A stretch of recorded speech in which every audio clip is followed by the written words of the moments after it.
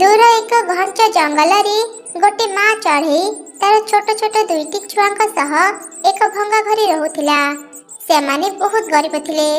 बापा चढ़ईर मृत्यु पर माँ चढ़ईटी खेलना तैयारी करी बिक्री करुथिला। आउ जहाँ भी पाउथिला सेथिरे से तार घर चलाउथिला। अरे माँ मो रोषेई सारी देइची, तमे दुई जण ठीक समय रे खाई नेब। मु एबे खेलना बिकिबा पई शहर को जाउची। आजिकाली से जगह को बहुत खेलना वाला आसिलेनी, शीघ्र न गले मोटू केही खेलना किनिबेनी। माँ माँ आसिला बेले मो पई चॉकलेट आनिबो। मो सुन झियोटा, तू जदी दुष्ट न हेबो मु तो पई बहुत चॉकलेट आनि देबी। तमे दुई जण घर छाडी दूर को जीवनी। एमिति कही माँ चढ़ईटी किछि बेलून आ खेलना धरी शहर को गला। शहर रे रास्ता रे पहुंचीबा परे से खेलना बिकिबा आरंभ कला। किछि चढ़ई ताठु बेलून आ खेलना किनिले। बाह आज तमर अधा खेलना बिक्री ही गला। आउ किछि खेलना मो रास्ता आर पटरे बिक्री करिबी। एमिति चिंता करी माँ चढ़ईटी जेमिति रास्ता पर हेउथिला हठात एक गाड़ी आसी माँ चढ़ईटी धक्का देला।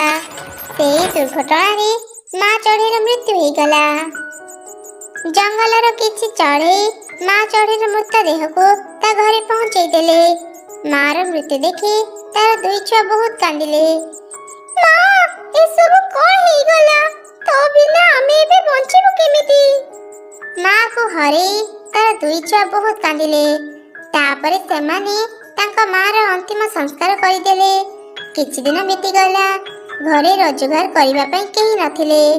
तांका घर तिबा सब खाइबा शेष हेई गला। दीदी मते भारी भूख लागिलानी, किछि खाइबा को दे। अरे भौणी घरे किछि खाइबा नाही, तू टिके अपेक्षा करिथा। माँ तयारी थिबा किछि खेलना घरे अछि। म से सब बिक्री करी जहाँ भी पाइबी तो पे खाइबा आनि देबी।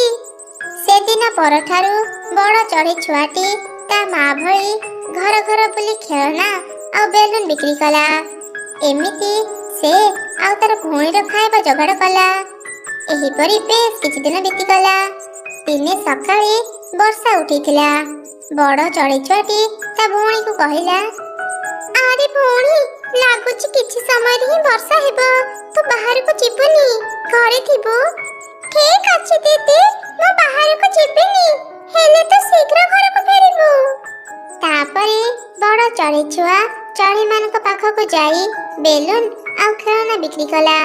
संध्यारे से जेतेबे घर को फेरिला वर्षा आरंभ हेई गला।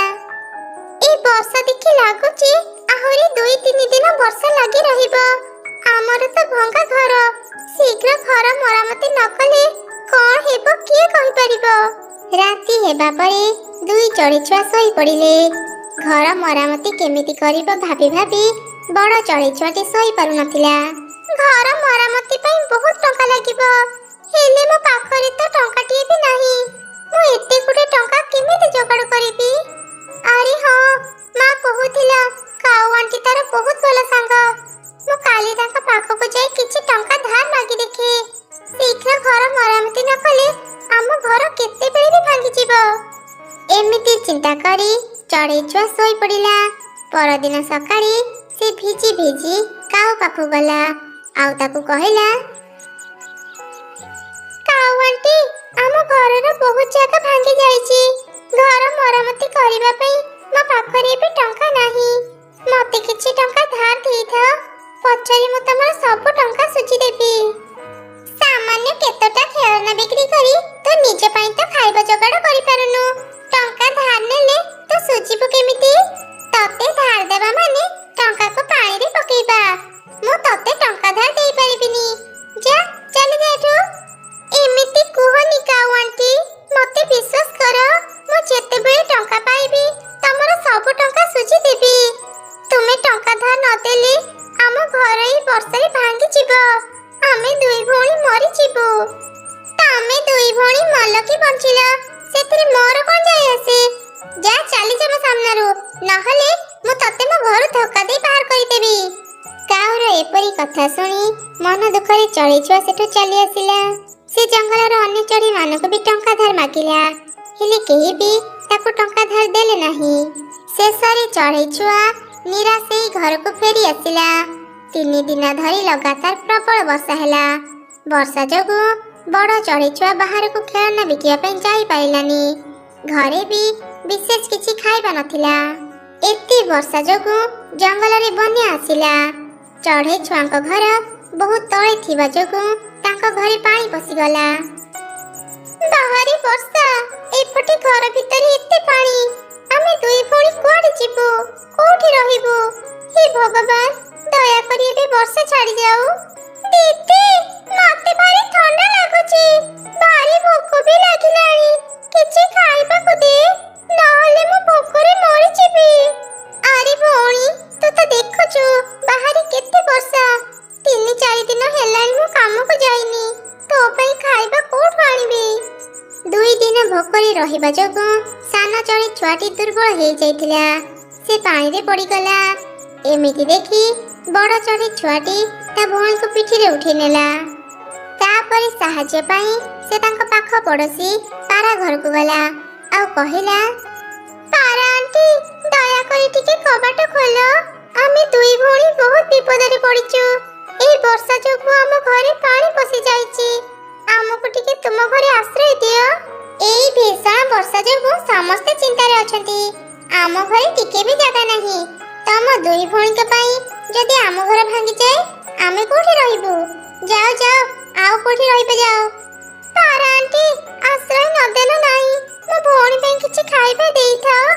2 ଦିନ ଭୋକରେ ରହିବା ଯୋଗୁଁ ମୋ ଭଉଣୀ ବହୁତ ଦୁର୍ବଳ ହେଇଯାଇଛି। ଦେଖ ତାର କେମିତି ଅବସ୍ଥା ହେଇଛି।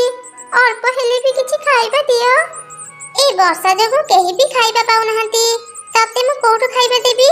ତା ପାଖରେ ଯଦି ଖାଇବା ନାହିଁ, এই ବର୍ଷା ପାଣି ଖାଇ ବଞ୍ଚିବୁ ଯା। ଏମିତି ରାଗି ପାରା ସେମାନଙ୍କୁ ସେଠୁ ବାହାର କରିଦେଲା। ଚଢ଼େଇ ଛୁଆ ତା ଭଉଣୀକୁ ପିଠିରେ ବସେଇ ସମସ୍ତଙ୍କ ପାଖକୁ ଯାଇ ଖାଇବା ମାଗିଲା, ହେଲେ କେହି ବି ତାକୁ ଖାଇବା ଦେଲେ ନାହିଁ। ଶେଷରେ ଚଢ଼େଇ ପାଣି ଭର୍ତ୍ତି ତା ଘରକୁ ଫେରି ଆସିଲା। ହେ ଭଗବାନ, ଏତେ କଷ୍ଟ କାହିଁକି ଦେଉଛ? ଆମ ମା ଭଳି ଆମକୁ ବି ତୁମ ପାଖକୁ ନେଇଯାଅ। ମୋ ଭଉଣୀର ଏତେ କଷ୍ଟ ମୁଁ ଆଉ ଦେଖିପାରିବିନି। ଏମିତି କହି କହି ଚଢ଼େଇ ଛୁଆ କାନ୍ଦୁଥିଲା। ତାର କାନ୍ଦ ଶୁଣି ପାଣି ଭିତରୁ ଏକ ଜଳପରୀ ବାହାରି ଆସିଲା। ଜଳପରୀକୁ ଦେଖି ଚଢ଼େଇ ଛୁଆ କହିଲା, ମାରିଦିଅ, ଆମ ଦୁଇ ଭଉଣୀକୁ ମାରି ତୁମ ସାଙ୍ଗରେ ନେଇଯାଅ। ଆମେ ଆଉ ଏ ଦୁଃଖର ସଂସାରରେ ରହିବୁନି। ମୁଁ ତମମାନଙ୍କୁ ମାରିବା ପାଇଁ ଆସିନି। ତମ ଦୁଇ ଭଉଣୀଙ୍କ କଷ୍ଟ ଦେଖି ତୁମକୁ ସାହାଯ୍ୟ କରିବା ପାଇଁ ଆସିଛି। ଦୂର ସମୁଦ୍ରରେ ମୋ ଘର। ବନ୍ୟା ପାଣି ସହ ମୁଁ ଏ ଜଙ୍ଗଲକୁ ଚାଲି ଆସିଥିଲି। ତମ ଦୁଇ ଭଉଣୀଙ୍କ କଷ୍ଟ ଦେଖି ମୁଁ ସହି ପାରିଲିନି। ସେଥିପାଇଁ ତୁମ ପାଖକୁ ଚାଲି ଆସିଲି। ଏମିତି କହି ଜଳପରୀ ନିଜ ଯାଦୁ ଶକ୍ତିରେ ଚଢ଼େଇ ଘର ଭିତରେ ଥିବା ସବୁ ପାଣି ଶୁଖେଇ ଦେଲା ଆଉ ଚଢ଼େଇର ଭଙ୍ଗା ଘରକୁ ଏକ ନୂଆ ଘର କରିଦେଲା। ସେ ଦୁଇ ଚଢ଼େଇଙ୍କ ପାଇଁ କିଛି ଖାଇବା ଆଉ କିଛି ସ୍ୱର୍ଣ୍ଣ ମୁଦ୍ରା ଦେଲା। ସାନ ଚଢ଼େଇ ଛୁଆଟି ପେଟ ପୁରା ଖାଇବା ଖାଇଲା। ଏମିତି ଦେଖି ବଡ଼ ଚଢ଼େଇ ଛୁଆଟି ଖୁବ୍ ଖୁସି ହେଇଗଲା। ତୁମକୁ ବହୁତ ଧନ୍ୟବାଦ ଜଳପରୀ। ତୁମେ ନଥିଲେ ଆଜି ଆମେ ଦୁଇ ଭଉଣୀ ମରି ଯାଇଥାନ୍ତୁ। ତାପରେ ଜଳପରୀ ସେଠାରୁ ଚାଲିଗଲା। ଏମିତି ସେ ଦୁଇ ଭଉଣୀ ଜଳପରୀ ଠାରୁ ପାଇଥିବା ଉପହାର ଯୋଗୁଁ ଜୀବନ ସାରା ସୁଖ ଶାନ୍ତିରେ ରହିଲେ।